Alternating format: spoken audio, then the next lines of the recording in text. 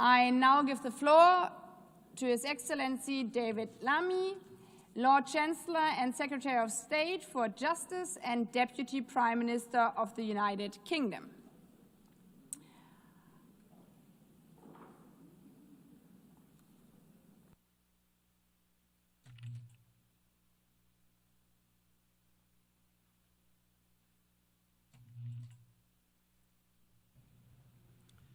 Well, thank you, President, Your Excellencies, colleagues, and friends.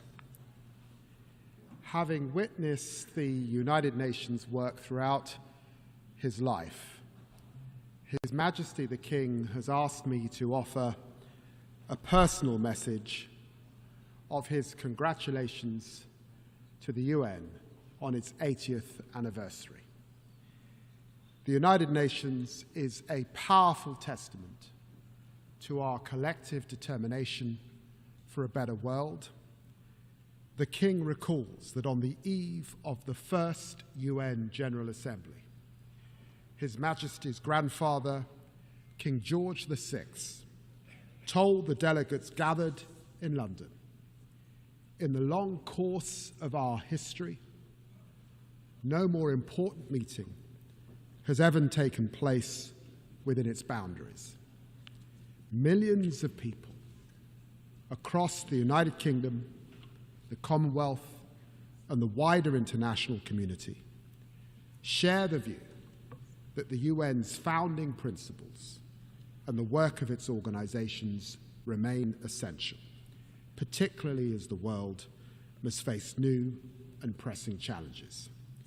Let us affirm these principles as the United Nations responds to today's reality and evolves for tomorrow's challenges."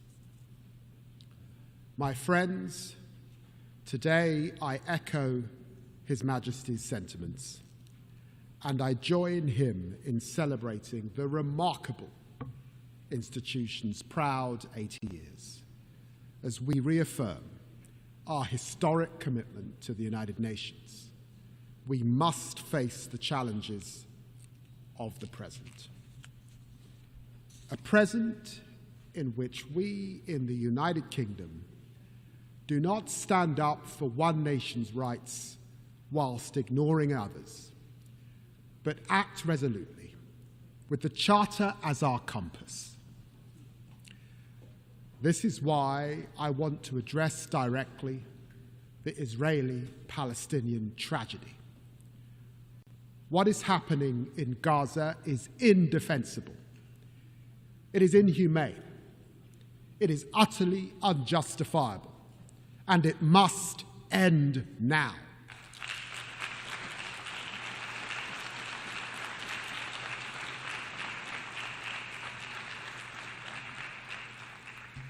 The people of Palestine, whose state we proudly recognize this week, and the people of Israel deserve better than the horrific acts by Hamas on October the 7th that left children without their parents and parents without their children.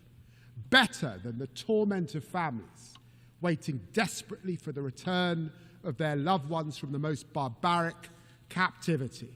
Better than the fanatical rule by Hamas, a vile, pitiless terrorist organization that must have no future in Gaza. Better than Israel's denial of life-saving humanitarian aid and the catastrophic famine that it has caused.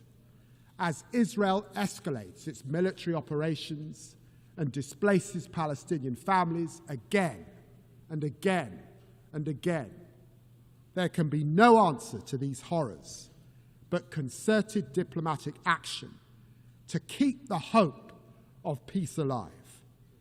As we work with leaders from across the region and beyond in support of the US's efforts to build a consensus around a durable plan for peace, we commend the momentum achieved by the United States, Arab and Muslim states.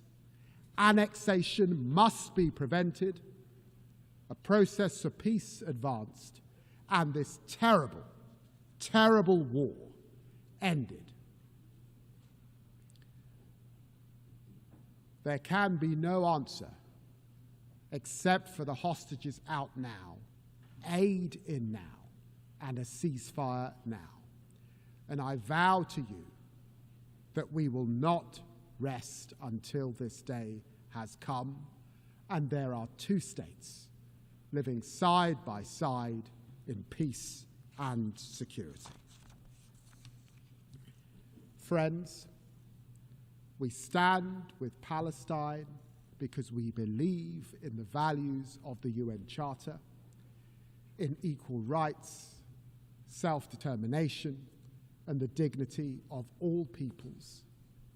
We stand with Ukraine because we must defend the core values of the UN Charter: sovereignty, territorial integrity, and the respect for international law. And because the world will suffer if aggression is allowed to pay, we must all strive for a just and lasting peace in Ukraine, which maintains the integrity of our UN Charter and sees Ukraine emerge from Russia's brutal war as a sovereign, secure, and independent nation. President Zelensky has shown his commitment to that peace at every turn, while President Putin savagely rains down ever more missiles and drones on the Ukrainian people. Our message to Ukraine is clear. We will stand with you today, tomorrow, and 100 years from now. We also stand with the people of Sudan because we never forget the values of the UN Charter, of human rights, and the pursuit of peace for all men and women. This is a conflict waged against Sudan's civilian population, millions displaced, more facing famine. As I speak, the long-besieged city of El Fasher is falling, its people facing unspeakable atrocities.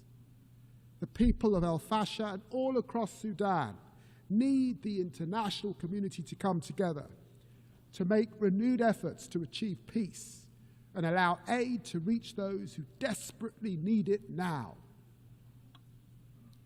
We do all this with our charter as our guide, in the name of the equal rights of men and women and nations large and small.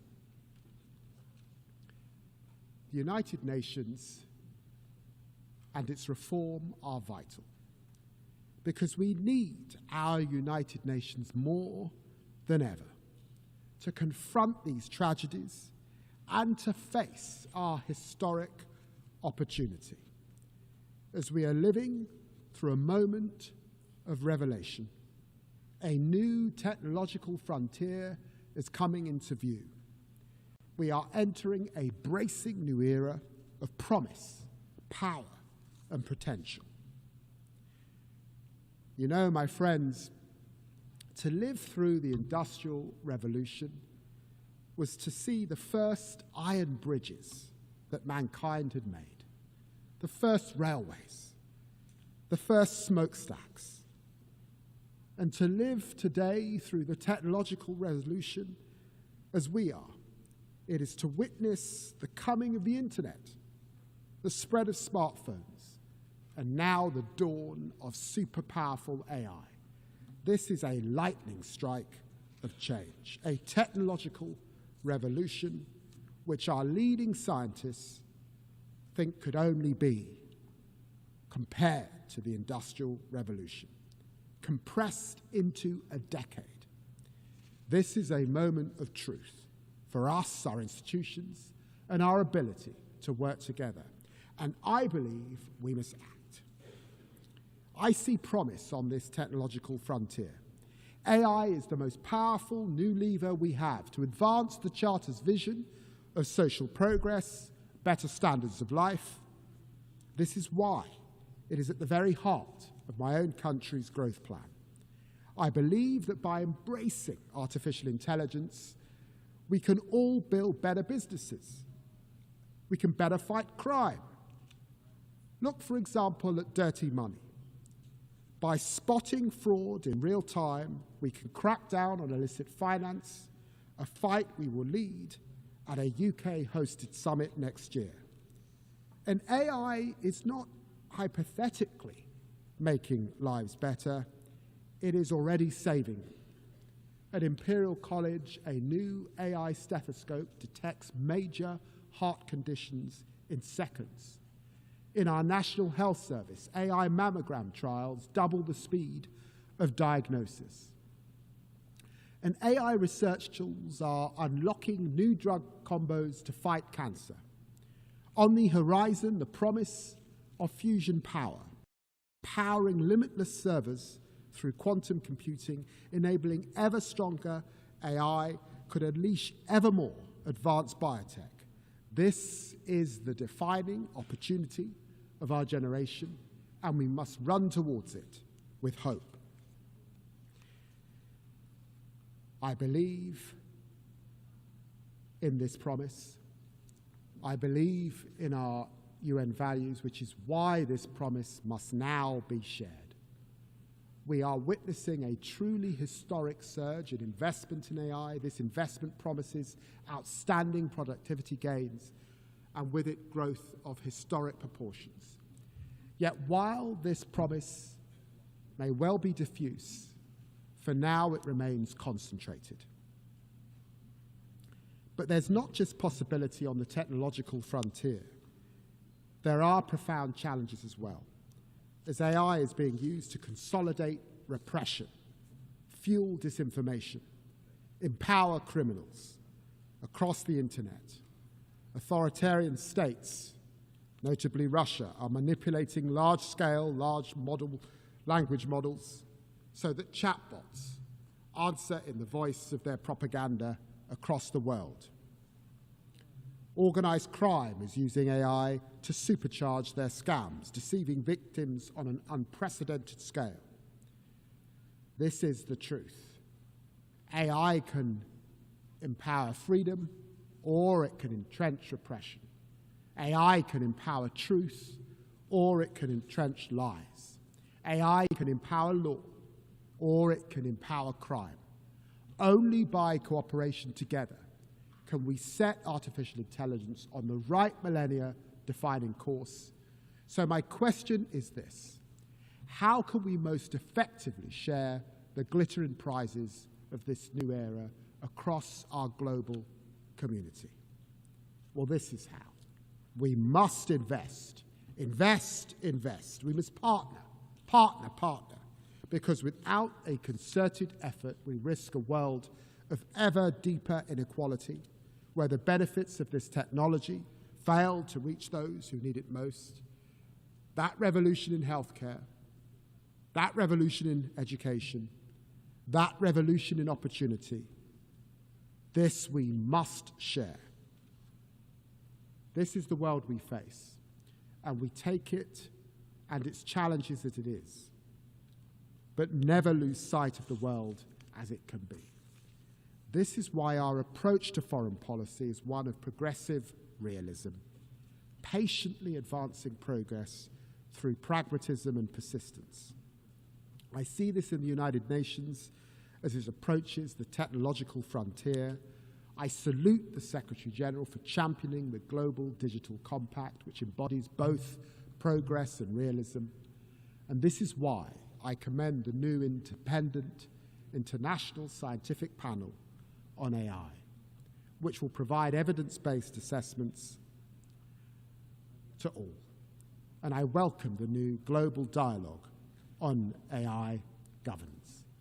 It is in this spirit of progressive realism that the UK champions AI as a bridge builder across the Atlantic, across the Commonwealth, and across continents, seeking everywhere to share its extraordinary potential. This is why we invest so heavily in the AI Security Institute, with more dedicated researchers than anywhere else in the world, and this is why we launched OpenBind and its gigantic data set. And this is why we champion AI for development, working with 10 African partners, creating AI ecosystems that empower thousands of communities to meet the Sustainable Development Goals. And this drives our digital access programs, which seek to narrow the technological divide for millions. I have seen this happening with my own eyes.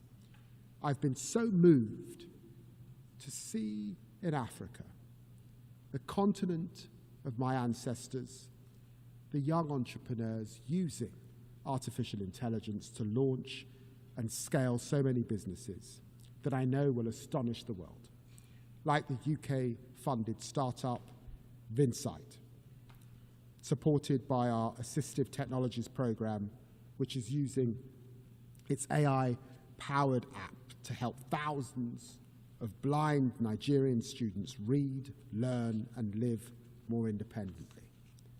This is the promise of tech, the promise of growth, the promise of a better world. A better tomorrow turns on one pivotal question. Can we seize the potential in the technological revolution? Can we commit to forging AI as a force for freedom, prosperity, and human dignity? I believe we can together, and together we must. Thank you very much indeed.